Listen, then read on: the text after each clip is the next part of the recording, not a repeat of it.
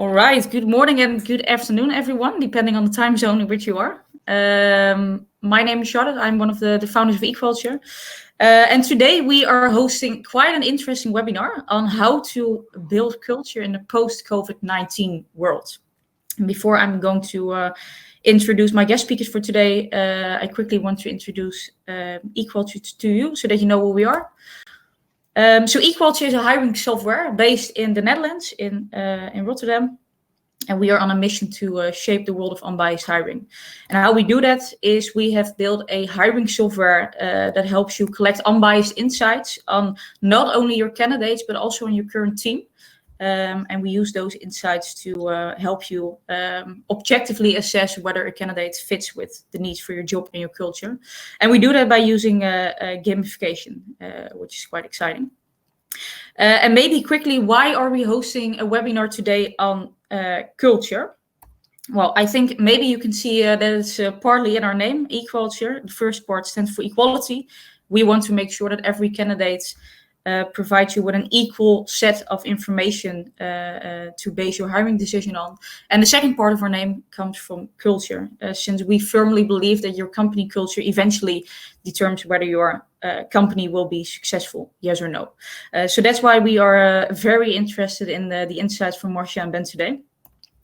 Let me quickly introduce them. And of course, Marcia and Ben, you can introduce yourselves in a bit, because I think you can do better than I can do it.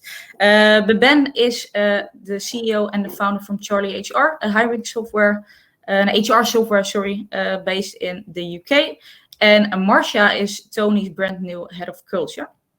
So welcome, Marcia and Ben. It's great to have you today. Marcia, let me start with you. Maybe you can give a quick introduction of who you are. And after that, I am very curious why you decided to join Tony's as a head of culture last week. Yeah, fresh. So hi, everyone. My name is Marcia. I'm a neuroscientist by training, but I specialize in organizational culture. And for the past 5 years, I've been studying what makes cultures successful. And I'm now using that knowledge at Tony's Chocolonely. Great, thank you. And Ben, maybe you can quickly introduce who you are and who CharlieHR is, of course. Sure. I'm so jealous of Marcia's role, but also I feel like she's got tons of really interesting and smart experience. Yeah, and the free chocolate. Chocolate. Yeah, I was going to say chocolate. I was more thinking about the neuroscience piece. So I'm definitely not a neuroscientist. I started a company called CharlieHR 5 years ago. We're on a mission to make work better. And our most recent, I guess, foray into how we do that is about helping companies to craft their culture. So at the moment, we make HR software, pretty traditional HR software. But if you're a small business between maybe 10 and 50 people, then we're perfect for you. But really where we want to take the products that we're building is trying to tackle that problem of how do you build a great culture. That's what I'm really passionate about. I've been building businesses for 10 years, and we want to do that with Charlie and our customers. Hey Ben, and why is it that you, because of course I think I know the answer, but why is it that you care so much about culture in a company? What do you think that it brings to the table if you have a solid culture? So I think my experience in I guess work and life is unique to the point that I've only ever worked for myself, which is in some ways a really great thing, but in many ways a really, really bad thing, right? Because I lack a lot of context. But me and one of my best friends, Rob, we've been building businesses since we were sort of 16 together, and Charlie is our third. And throughout that, there is one common theme, right, which is humans. And when a new person starts, I always take them for a walk, or I have a catch up with them. And often people ask me the question, why do you do what you do? Like, what's your goals? And I always say the same thing, which is that I just want to build environments where people want to spend their time.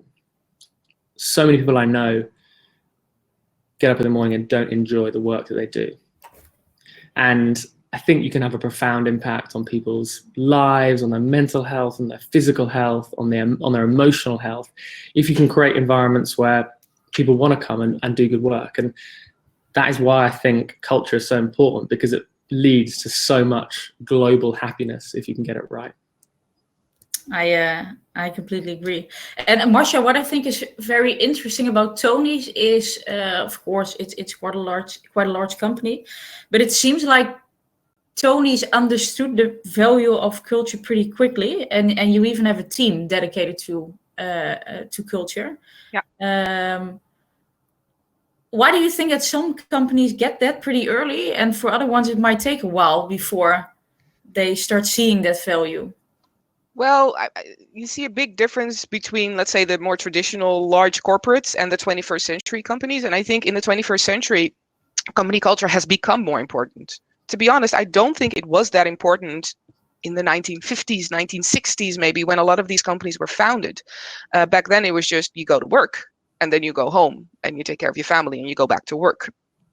In the 21st century, we have a whole new generation of people who find purpose and value more important. You also see that the world has changed a lot. I mean, I always say change is the only constant in the world right now. And in order to be adaptable, you need a strong company culture. So I think there's been a shift compared to how the world used to be and how the world is now. So we can't really blame companies who don't focus on culture that much yet, because they have operated in a world where it wasn't that necessary. But I really truly believe that it is now. And Marcia, I wonder if I guess I can ask your opinion on something, which is that I think one of the key things that's driven that change of it having to be more important is technology. The boundaries that exist around our working lives are really flimsy, and they probably don't really exist anymore, right? Because we have a phone in our pocket and we are immediately contactable and in our office. And especially in, this year, it's not that we worked from home, it's more that we've lived at work, right? Yeah. in many contexts. Yeah. And so if the barrier between work and life is more fluid, then the effect your work has on your life is far greater. And therefore, that's why I think people are saying, actually, we need to prioritize our culture, because it's affecting people's lives in a much greater way. Yeah, very well put. I completely agree. And, they say now that, culture eats strategy for breakfast. I think, strategy is about what you do and culture is about how you do it. So if you don't have a healthy organizational culture, then people are not going to be happy and healthy either. And obviously, in the world that we live in today, that's going to have a major impact on business results as well. And just to be clear, I'm not saying that there is one truly good culture, although I do have my thoughts about that. But what I'm saying mostly is that your strategy and your culture need to be in line with each other. So you cannot just say to a traditional, ancient, old corporate, oh, you need to act this way. This needs to be your culture. Now, that's not how it works. But, to give you an example, if you're you're a tech company and your strategy is to offer the best possible service to your customers, but at the same time, when those customers call your customer service and those people who work for you don't get any benefits, don't get any training, there's no attention at all to their personal development, then your strategy and your culture are not in line with each other. And that's going to end up biting you in the butt, because as you say, it's about employee well-being as well. If your people are not happy and healthy, they're not going to perform. So they need to do something. Yeah, it's an authenticity point, isn't it, right? Exactly. Yeah, there's a lot of talk about mission statements and values, and those make up the culture. And I always say they're really nice posters that you can hang in the window. But if you don't actually stimulate the behaviors and you don't also show the behaviors as leaders that are in line with those values, then it's never going to work. I always find it really interesting is that, I've heard lots of you could call it gossip or kind of, war stories of people in our space that are building, people software. And you go to their websites and it says, people matter, people first, people before anything. And then you speak to someone that's worked there and they're like, oh yeah, there's, we've had multiple cases of sexual harassment in the workplace, or we've had, leaders and CEOs who have been aggressive or who have been bullies. You have no authenticity, and actually I would say you have no authority to use those words on your website, because you are clearly not living it. Yeah, agree. And it's going to be visible because of technology. I mean, things like Glassdoor, people will find out. People will find out what it's really like. Yeah, absolutely. By the way, I forgot to say it in the beginning, but for everyone who's listening, there is a chat functionality and a questions functionality in this webinar room. So if you have any questions for Marcia, for Ben, feel free, of course, to put it in there. Hey, I think that this year, well, maybe was one of the most challenging years when it comes to culture, how to build culture and how to secure your culture as well. I think if I would need to split it up into 3 different categories, I think the first one was how can we adapt ourselves as quickly as possible to the new normal in which we have been living this year and in which we'll probably live for at least another 6 months. If we are going to keep the team growing, how are we going to do that fully remote? And of course, last but not least, COVID will have a lasting impact. I think we will never go back to the old normal in which everyone is at the office all day. If you, Ben, need to mention 3 things of which you are most proud when it comes to adapting to the remote situation at CharlieHR and when it comes to securing that culture while there's so much change and uncertainty in the world, what would those 3 things be? So I guess the first thing is leaning on our purpose. So we talk about making work better, and there's always 2 sides to that. There's our people, and then our customers, and they are in order, right? If we don't look after our people, we can't look after our customers. So we have to make work better for our people first. So that was a very easy decision. So at the beginning of COVID, we were like, right, we want to protect jobs, we want to protect salaries, we want to make sure we don't have to furlough people, and we want to invest any money that we can in people's mental health and emotional well-being, because we know that it's going to take a hit during this time. So that was the first thing, and was being really clear to the organization, you're our priority, we're here to look after you. The second is showing some vulnerability. You know, any leader listening to this in the future that thought it was appropriate to get up and say, I'm fine, I'm doing real good, this is a breeze, that's not true. Everyone struggled. And so I think making sure that as a leadership team and as me from a CEO perspective was being, you know, really vulnerable with the organization in terms of how I'm feeling and the good days and the bad days. I think that's really important. And then the third thing is, and I would always have this there, it's not about what you say, it's about what you hear.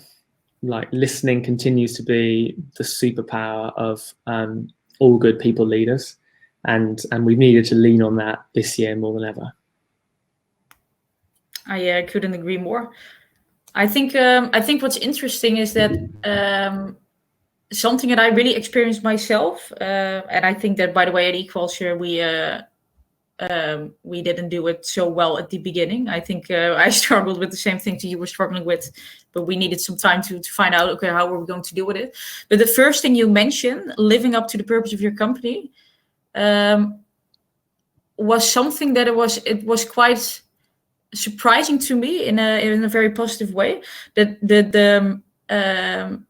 the goal of keep repeating over and over and over again, why are we doing this at this company? What is the mission that we have? What is the vision that we have?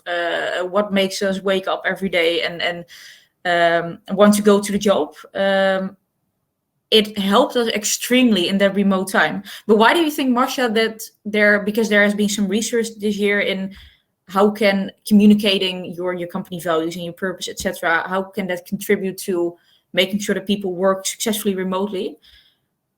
Why is that even more important in a situation where people are not physically at the office with you? Because there's nothing there. Like, for example, I'm sitting in my attic right now. There's nothing there to stimulate me to get up and do my work, except for an intrinsic motivation. And for an intrinsic motivation, you need to know what it is that you're working for. I mean, I think in that sense, Tony's Chocolonely is a prime example. Their purpose is perfectly clear. 100% slave-free chocolate is the goal.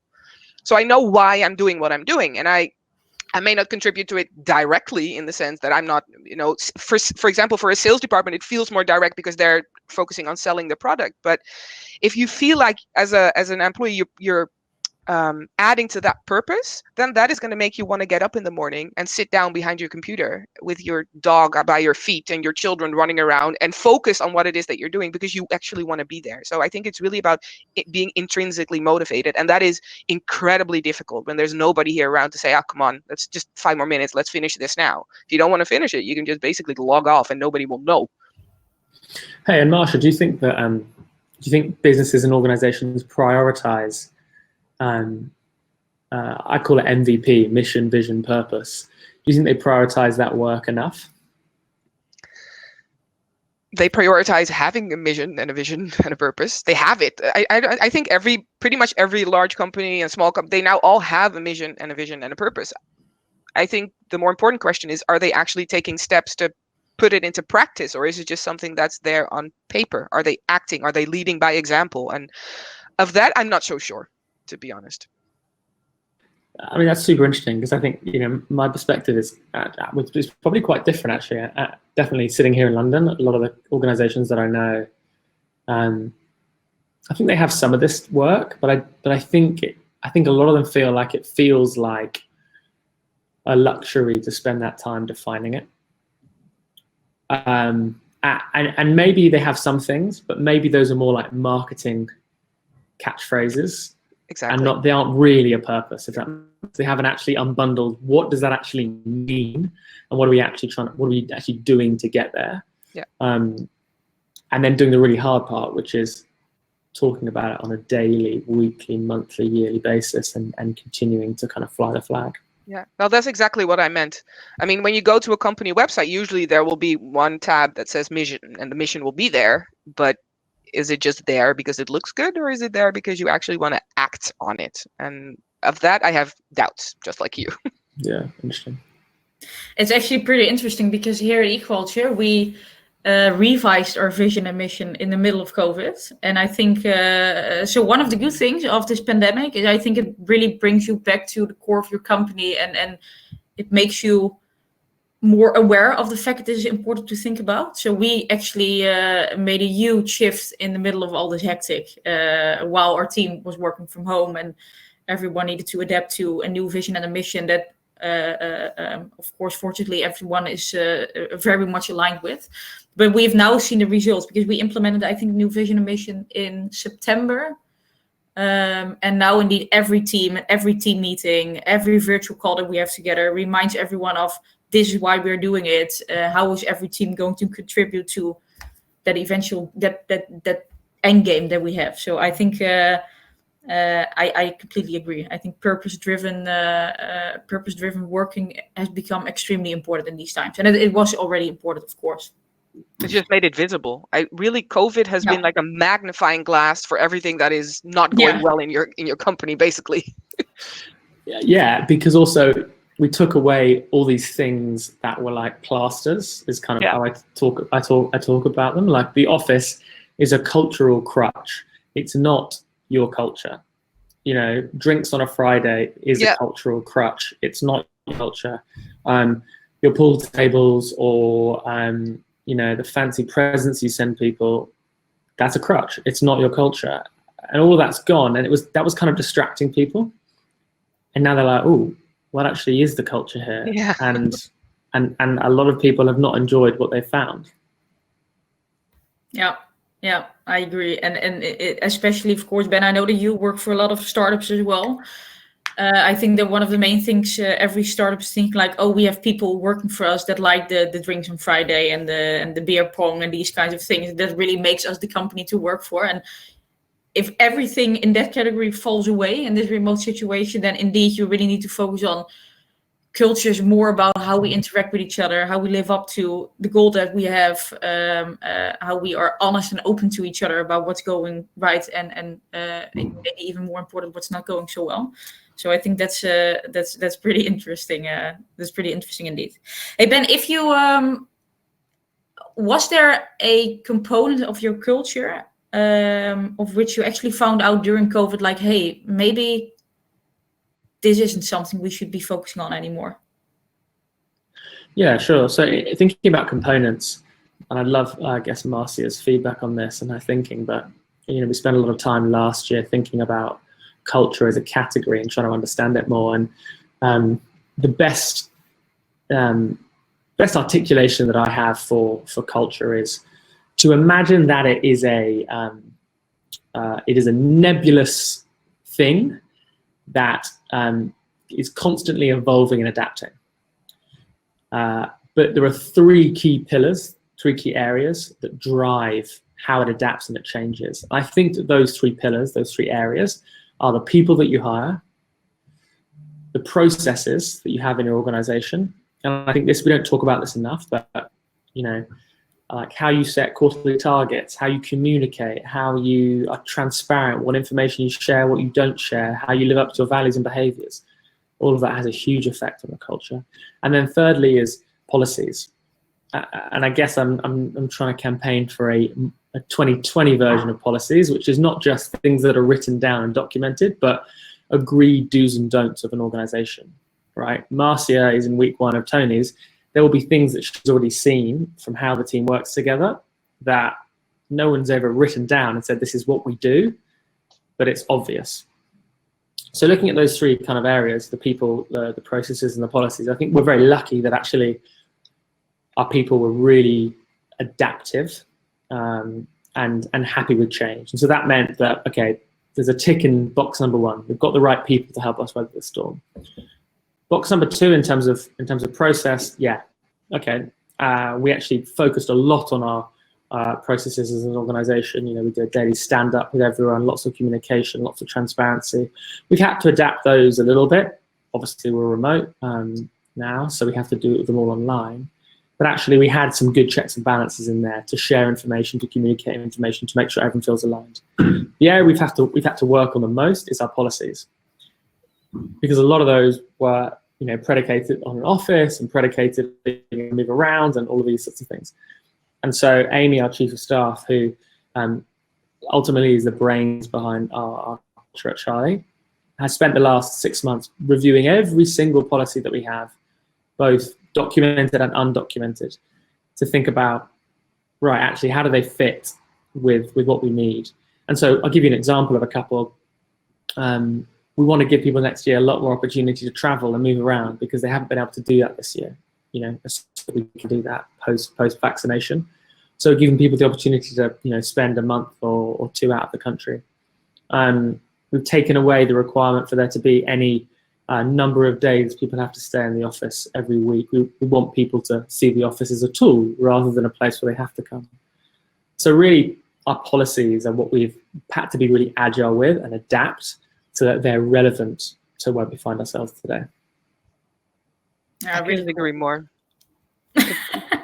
Yeah, it's exactly the framework that I use as well. For people, I would say behavior, in the sense what people do is what forms the culture. But then you have the other things sort of determine the behavior. So all these things need to be in line with each other. And I think what's very important in times like these is, from a neuroscientific perspective, people want predictability.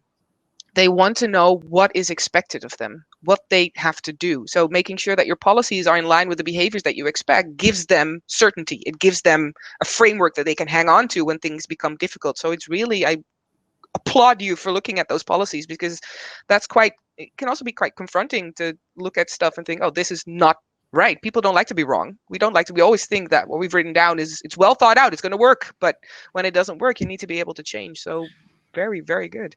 Hey, Marcia, I think there's a huge psychological component to this as well, which is about control. So I think we as people, we as humans, and you will know this as a neuroscientist, we love control innately.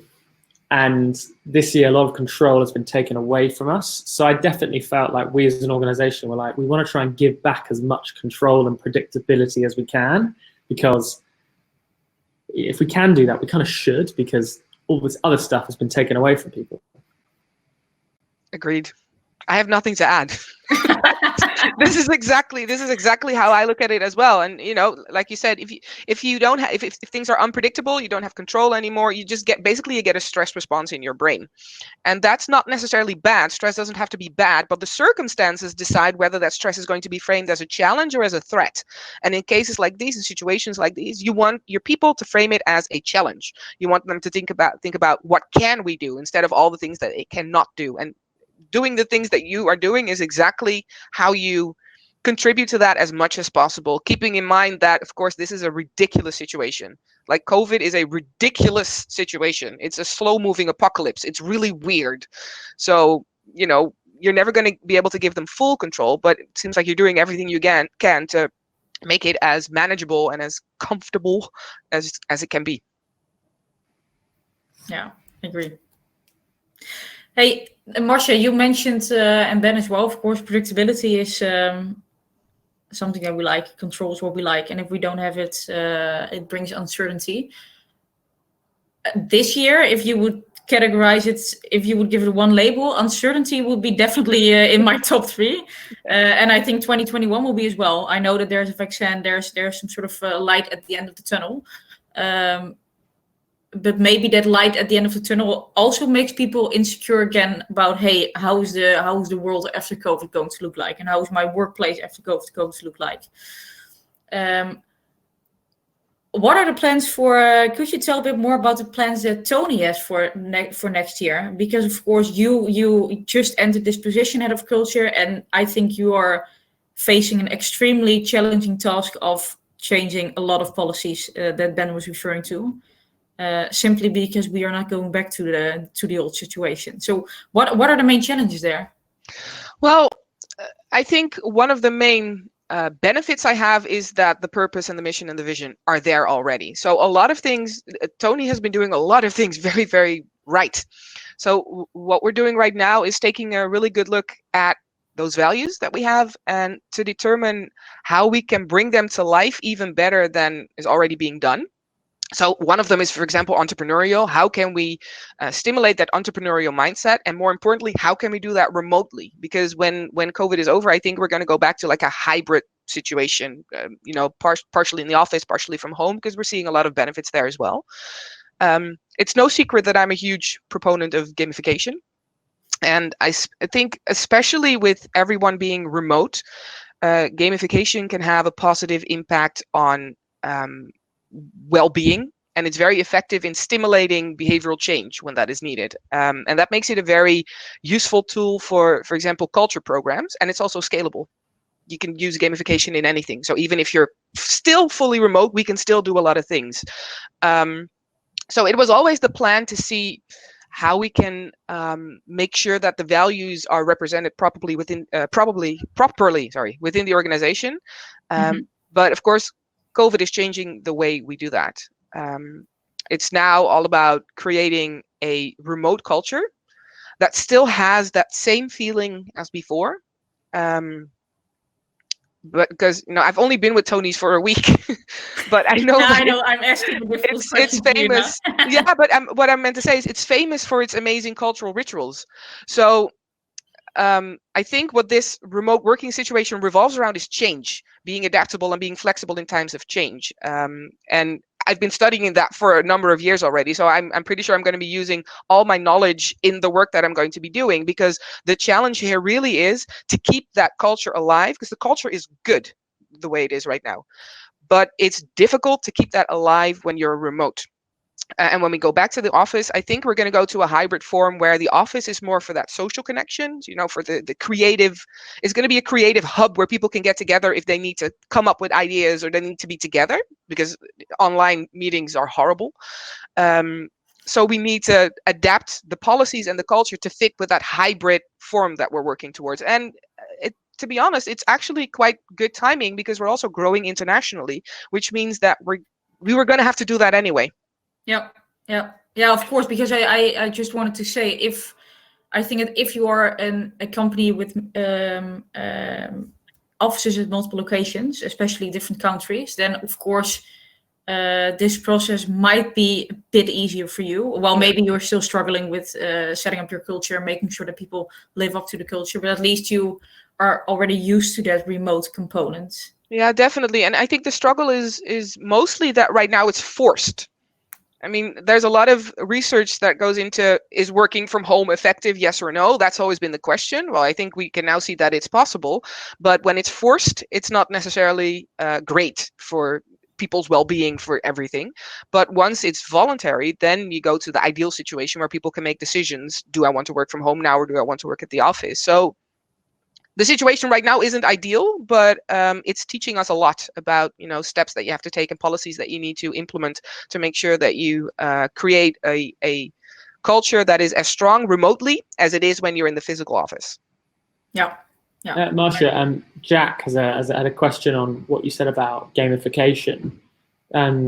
He wanted to know if you had any like actual examples for maybe like things online, tools, techniques, for trying to gamify company culture. Yeah, that's difficult because I worked for a gamification company for 2 years, and we've done a lot of projects. But it's what we always do. I always say that a good game is adapted to the context. I'm not talking about gamified assessment, just to be sure, because I know eQualture uses gamified assessments. That's a little bit different in the sense that you're trying to measure certain behaviors and you want to do the same thing in everybody. So there it's important that it's consistent. But when you talk about company culture and influencing culture, it's going to be really dependent on the context. So I worked for a full service gamification company that analyzed the context, analyzed the people, the types of players, because there are different player types. So you have the explorers who like to just figure out things on their own. Then you have the people who love being competitive. You have the people who like being social. So you have to figure out which element you need to use, which game mechanic you need to use in your context to make it effective. And then you just add those, and we've created a lot of online games that are basically comparable to the entertaining games that you can, Candy Crush type of things, first person shooters. These are all things that you can implement in a serious game context as well. So I don't have concrete examples or online activities, because then I would be giving you something that doesn't necessarily work for your situation. So I think the message here is to look at the people that you have in your organization and then figure out what type of game mechanics. There's a lot of information about that on the internet as well. I think what type of game mechanics would work for you, and then try to implement them in a low-key, fun way. Don't make a big thing out of it either. Cool. I see another question, by the way, from a couple of minutes ago. Some research shows that what's driving most people isn't the vision, mission, and purpose, but that your work contributes to a meaningful way every day. What's your take on this, and how to ensure that people still feel that they are contributing to a meaningful way remotely? For me, that's a bit in line with the vision and the mission, but I don't know how. Yeah, I think that kind of refers to personal purpose. So I'm a big fan of doing, like, you have these personal purpose training programs in which you find out what you find important in life. And sometimes that means that you leave the company that you work for because your purpose isn't in line with what you're going to be doing there. So I think it's definitely important that you work in a place where their purpose is in line with yours. It doesn't have to be identical, of course, but the way they operate needs to be in line with the things that you find, because then the work is going to be meaningful. If your work contributes to a purpose that you support, then it's going to feel meaningful. Yeah, I often give the example of, I've not done any actual maths, like proper maths for years, but when I was at school, we used to draw graphs, and you would like plot the data points. I did a bit of chemistry. You plot the data points, and then you would draw a line of best fit through those data points, right? Like, what is the line that you can draw where most of the points are closest to the line?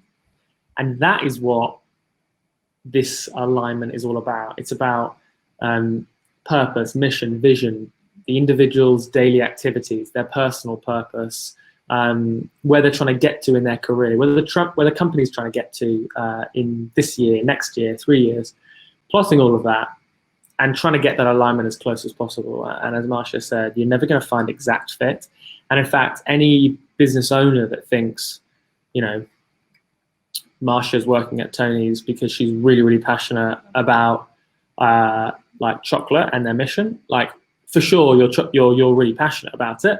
There are probably other things that you're also passionate about, right? You're not going to be as passionate about the Tony's mission as the founder founders are, right? That's just how it works. Yeah. If everything you do is in line with the purpose of the company, then it's not a company, it's a cult. Exactly. And so it's about, finding that alignment, and that's where the magic happens. But you have to do the work of speaking to the people in your team and understanding them and listening and saying, the question I ask people on this call is, do they know the career aspirations of the people that they're working with? Because if you don't, then how can you link the things they're doing on a daily basis to where they're trying to get to and where the company's trying to get to? And if you can do that, then it's a beautiful thing. Yeah. But I can imagine that if you are fully remote, there will become more challenging, because this requires deeply getting to know people. And that can be more challenging, of course, in a situation in which you are remote. So how to deal with that then?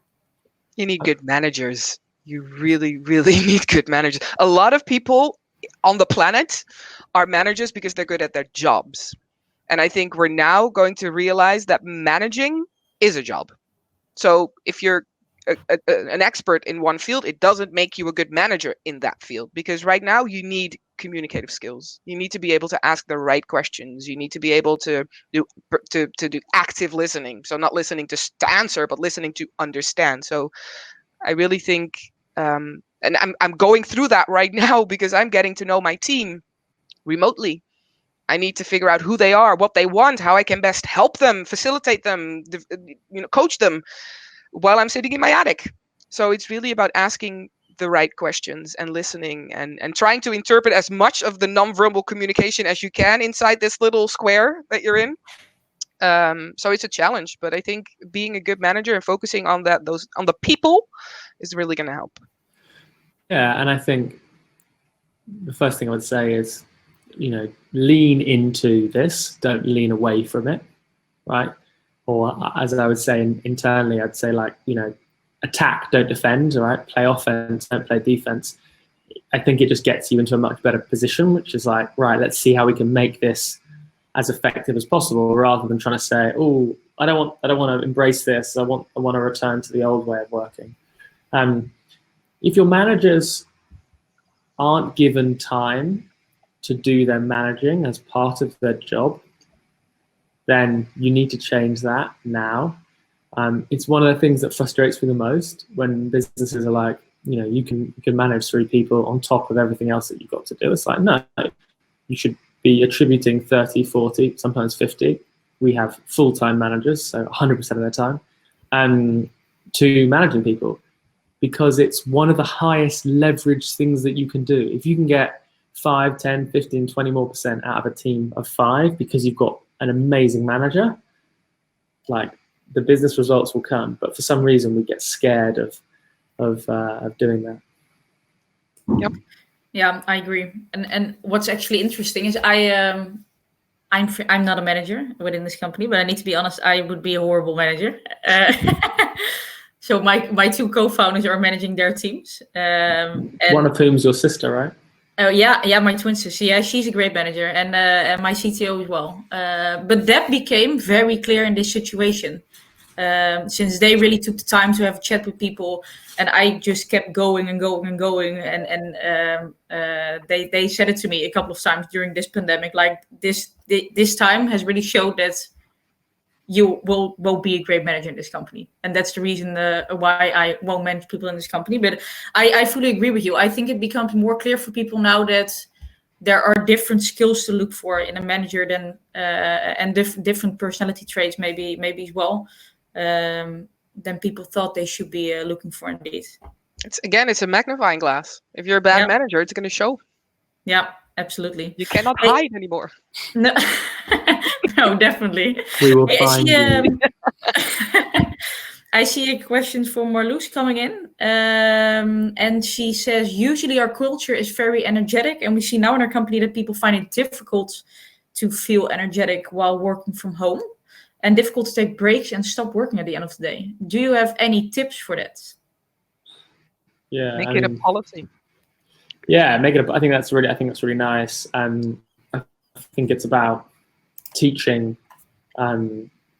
good working habits. So, let's just flag one now. don't send emails at 11 o'clock at night. Charlotte, if you're sending emails at 11 o'clock at night, stop doing it. I only do to my co-founders. Still, maybe your twin sister's like, I don't want to work.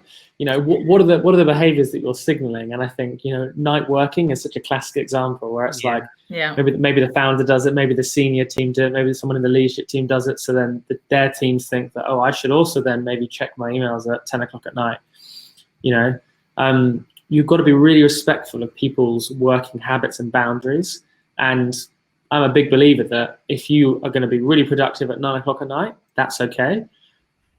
But that, that behavior of you working at 9 o'clock at night should not interfere with somebody else checking out and creating that boundary. So I think model the behaviors that you're trying to enable within the organization. Yeah, and it's difficult. The funny thing is, I've been giving, stress management workshops, for example, for years, and I always say this, and I caught myself this week. I've always had a very flexible schedule in the sense that I have 2 children. So sometimes I will go take one of my kids to dance class during the day, and then I'll work at night. I've always wanted to work at companies where that is okay, because I don't like the 9 to 5 thing. So I will do that, and then I will work at night. And I realized this week, of course, I'm in a new place, new team. And I sent somebody a message, I think it was 10:30 or something, and she answered. And then I realized this is not good. I should not be doing this, because exactly like I always say, you're the example, lead by example. So I immediately said, I'm sorry, I shouldn't have done that. Don't feel the need to answer at all. And I'm going to stop doing that. So I need to make sure that I schedule the work that I do at night. It's just for me, no emails to other people. So it's like you said, it's fine to work at night. Just work especially when you're working from home, you need to make sure that it's manageable for you. If you have kids, well, we've all been through this epidemic with kids. It's horrible. So you need to be more flexible, and it's fine to work at night, but make sure that, especially when you're managing people, that you don't make it seem like that's the norm. And when it comes to ending the workday, what can really, really help is to have, if possible, have a designated workspace. And if not, if you work at the kitchen table, then make a ritual, a habit out of ending it. So closing your laptop, putting it away, and then maybe every day go for a little walk, just to signal the end of your working day, because that used to be your commute. Your commute signaled the end of the working day. You leave the office, and then you have, the train ride, bus ride, whatever, the ride home to sort of bicycle ride, but yeah, and it could be an hour if you're in London, it could be 5 minutes if you're in the Netherlands because we're small, but at least you have that time. It's not necessarily about how long it is, but you have a moment that is, oh, this is the end of my working day. And that doesn't really happen when you're at home. So artificially implementing that by making a little ritual can really help to make it feel like, okay, now the day is over and I can do other stuff. Yeah, and there's another part of that question, which was sort of, the team feeling energetic and maybe they're struggling to do that from home. I think we've got to separate out some bits. There is we've just been through a global pandemic. That's never happened in my lifetime. It's not happened in either of your lifetimes. It's not happened in most people's lifetime. We are going to be suffering from the psychological impact of that, of what we've just been through, for years to come. So, you know what? It's all right to not feel super energetic, and that's okay. And so I think labeling that and saying, yeah, you know what? It's all right to feel 5 out of 10. That's okay. Yeah. Because we're going through something that's pretty horrendous.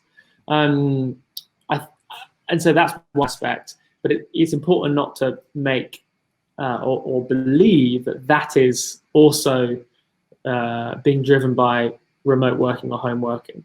I believe that you can have remote, hybrid home working where people feel really energetic and enthused.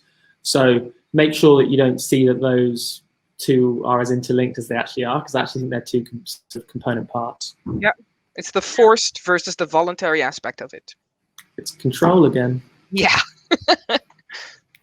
Yeah, and what we try to do, for instance, but I need to say that only works for teams that are a bit more forced to 9 to 5 modus, since they are, for instance, in a position where they need to communicate with customers and you just need to have the normal office hours. But we do a daily check-in and check-out at the end of the day. And the check-out is I think, half an hour before you would normally go home. We just have a chat with each other and we really say, okay, it's time to close your laptop now, go enjoy your evening, and tomorrow's a new day.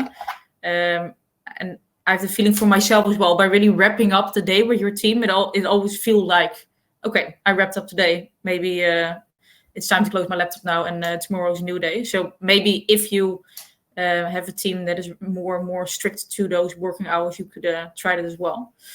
I saw another question coming in, which is an interesting one, because that will definitely stay after the full remote situation.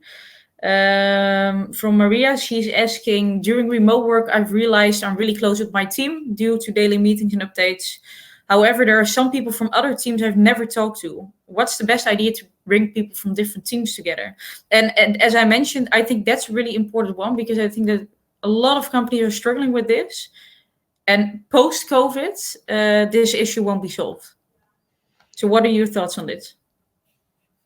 I don't think there's a holy grail that's going to solve that, because it requires effort to get in touch with people who are not on your team when you're not all together in the office. But things like, Teams has this integrated app, I guess, called Coffee Crunch, where you're just connected to somebody, a random person inside the organization, and you could choose to accept the Coffee Crunch, and then you have an appointment and you share a cup of coffee together to get to know each other. And if you don't want to, you don't have to do it. I think it should always be voluntary. But this is not something that's immediately fixable, because the only way to fix it is to get everybody together, but you cannot force people to do that. That's not going to work either. So it's implementing those little things like the coffee crunches, and then people themselves being intrinsically motivated to do that. Yeah, and I go back to those 3 pillars, right? People, process, and policy. And looking at the process one, if you can find ways for teams to work together and individuals to work together and cross-functionally, I think that's a really it's a foundational way to create cross-team, cross-function engagement. And so that's really the place where we start. Is we mix up teams every quarter, sometimes every other quarter, so give people the opportunity to work with different people, get to know different people. We have a daily stand-up every morning with everyone. We call it Huddle, and that's worked really well. And every quarter, so each day a different person leads it. So I always do Monday, and we have someone on Tuesday, Wednesday, Thursday, and Friday, and we've started rotating those people. So each quarter, those people change, and that's really nice, because it gives people, they have the floor to lead that conversation, to maybe share a little bit about themselves. People get to know them a bit better, and so looking for ways that are, you can do team lunches and things like that, which sometimes feel a little bit forced, as Marcia says. If you can find ways to integrate that into the processes of running and operating your business that already exist, I think that's a really beautiful thing. Yeah, I'm a huge fan of work rotation, for example. I call it work. I'm not sure if that's necessarily the right word, but where you just sit, you work with other departments just for a while to see what it is that they do. I just wouldn't want to pile that on top of everything else that people are doing in the middle of a pandemic. So I wouldn't do it now, but for the future, that is something. And we had, Tony's had something called a desk bingo, where every few months, I'm not sure how often, people would change their desks, so they would sit with other people. That's something that you can do once you go back to the office. Of course, not possible to do that remotely, because you only have your own desk, but so there are little things that you can do to stimulate working together, but I think this is a challenge. This is definitely, and I think this has always been a challenge, to be honest, especially in larger organizations. You get these silos, and it's just difficult to bring people together. Yeah, and I think, again, COVID has been a huge eye-opener, because, like you mentioned, it has always been a challenge, but now people are more aware of the fact that it's a challenge, and it can actually cause problems if you're not dealing with it properly. And there's just something that popped into my mind, is one of the gamification projects that we did at the last company that I worked for was called, we named it High Stakes, is where certain parts of the organization were in a competition together. They were stakeholders. They became stakeholders in the organization, and they determined their KPIs, and they had like a what do you call it? The can't think of the name. The graph that shows you how well your stocks are doing. Yeah. But then other people from other parts of the company could buy shares in that department. That basically means, so at the beginning of each week, each department that was competing that week would send in a pitch, a video pitch that would be shown to the rest of the company. And then everybody could choose who they thought was going to be doing best that week. Not only do you get you kind of share something together, so you're kind of working together already, but also people get invested in other people's jobs. So if, for example, the finance department is playing this game and the HR department buys shares in one of those finance teams, they're then going to want to do that. They're going to want that team to do well. So they're going to be invested in what it is that they're doing. And that's also a way to gamification, again, a way to stimulate that feeling of being together. Yeah. Definitely. I completely agree. Hey, there's with 10 minutes left, there's one last topic that I wanted to discuss with you, and I think I already know your opinion on this, but still curious to hear more on that. If you are Googling what is company culture, what are the components that determine your company culture eventually, I think you have a lot of very old-fashioned frameworks, but Marcia, you know that better than I do. Since I think your scientific background is better than mine here, but there's one theory which has 6 components of a company culture, and one of those components is place. So, the office. I think that after COVID, we all need to accept that will no longer be a part of defining a culture. But do you think it's a good thing that we can't rely on that component anymore to determine company culture? Do you think that place could be distracting for what your company culture should actually be? Like the startups drinking beers on Friday and having a ping pong table. Well, those are perks, but I don't know if I don't know if place is going to become irrelevant. I think it will remain important. Mm-hmm. Even before this, you could have the best place in the world to work, but if you don't have shared values and so I've always thought place was a bit ambiguous in that sense, but we are social creatures and we need a place where we can get together to create, to brainstorm, to connect. So I'm not even saying that there has to be an office building anymore after COVID. Not necessarily, especially not a traditional one. And I also know that there are organizations like a GitLab that are mm-hmm. fully remote, and they are doing very well. But personally speaking, I'm a big fan of the hybrid form in which people, choose to work from home or at the office depending on what they're doing. But I think a place to meet, like a social or creative hub, can be really valuable, and you can use that environment to stimulate culture. I really think that the work environment, for the behaviors, but also just the things that are available, the facilities that you have, can still help stimulate that culture. So I don't think it's going to become less important. I've always thought that people were more important, but I still think place matters. So you think it still matters, but maybe the goal of that component changes a bit. Yeah, exactly. Yeah. Cool. What's your thought on that, Ben? Yeah, I think even GitLab meet together. I think once a year, maybe it's twice a year, and you can expense any flight if you want to. If I want to go see Marcia, like I can expense that flight. I can come and see her and hang out with her. So place is still a thing. So what I would really suggest is that people, like I said previously, they lean into trying to redefine what place is gonna mean for people. So there's probably a few components to it. I think there is some type of HQ. I don't think the HQ is for working, deep work. I think it's for collaboration. I think it's for social. That HQ might be movable. It might not be in a static location. It might move around. Are you going to bring people together for offsites? Where are you going to do those offsites? You've got people in different countries. Do you rotate around? Do you make it easy for people to go and see each other and bridge those connections? And then people's homes. Is there budget for people to really make those environments well set up for work, with the right equipment and the right and the right things that they need? And then also, are you paying market salary? Are you paying good salaries? Are you investing in paying appropriately so that people can make sure that the houses that they're renting or the places that they're saving up to buy are, really, really appropriate for this more hybrid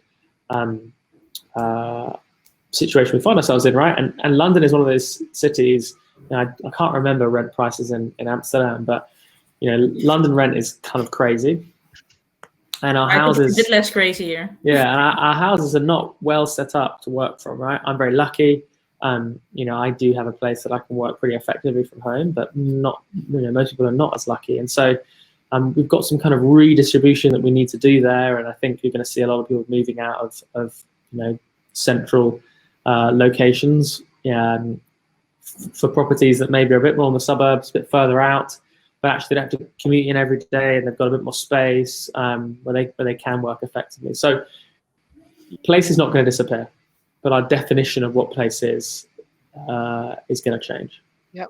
And that's actually already relevant right now, because I'm hearing a little bit of talk of people not being facilitated that much with working from home, like having to fight for a desktop or a desk or a chair. I mean, if there's one way to kill your company culture, then it's for everybody to have a repetitive straining injury from sitting on a stool working like this and with bad lighting and I don't know what. So just something you as an organization can do right now is take care of that. I know it costs money. I realize that, but it's going to deliver in the end because people need to be comfortable. But just a basic need. It's so funny, Marcia. It's like if a builder turned up and said, I need a new hammer, no one would be like, absolutely not, it's too expensive. Because the builder would be like, well, I can't do my job then. So for knowledge workers who are computer-based, like an appropriate computer, appropriate chair, appropriate desk, good lighting, like that is the same as a hammer. Exactly. That's a good. Can I steal that metaphor? Because that's a really good one. Have it. Thank you. And it doesn't even need to cost any money, of course. I mean, we just put all the screens and chairs in a bus and we brought it to people at home. So it doesn't even need to cost you anything. But it's neat. It's also the small things that show that you care about, that you look after the people. Yeah. Hey, we are almost running out of time, so I'm quickly going to summarize. My 3 learnings out of this webinar, and maybe you can see if I wrote down the right things. I think to start with the last one, place will still be important, but the goal will shift a bit away from just hard working to more, this is for collaboration and social interaction. That was my first one. My second one, we're really going to need people-oriented managers over task-oriented managers. And my last one was purpose-driven working. The urgency of keep communicating the purpose of what you're doing becomes more and more important in these situations. Anyone who disagrees, or a super important thing that I forgot to mention here? No, I think all really good. I think your company culture is going to change and adapt, and that's important, and it should do. If it's not, then you've got some problems, right? So lean into that, be agile, listen to your team, and make sure that you're evolving. The world around you also evolves. Great. Anything, Marcia, to add to that? No, I don't want to add anything because that sounded really good. Well, cool. Yeah, Ben has some nice way of giving inspirational talks, right? Like Yoda, almost Yoda style oracle, really nice. I like it. You also have the voice that makes me very relaxed. If I listen to you, I'm like, everything will be all right. Okay, so it's not just me. Fine. No, I have the same thing. Maybe, Ben, we can schedule a call every beginning of the month to have a motivational talk from you. If we can talk about culture, then yeah, absolutely happy to. Well, perfect. Hey, I really want to thank you for being my guest for today. I hope you enjoyed it as well. And for everyone who listened to this webinar, if you have any questions after this webinar for one of us, of course, we are all on LinkedIn, so you can always find us there. There will be a recording in your inbox as well. For now, I want to thank you. I hope this will help you in setting up the right building blocks for your culture and securing your company culture in 2021, which will hopefully be a bit more predictable year than 2020 was. And I wish you all a great day. Thanks, Marcia and Ben. You're welcome. Thanks so much. Thanks. Bye-bye.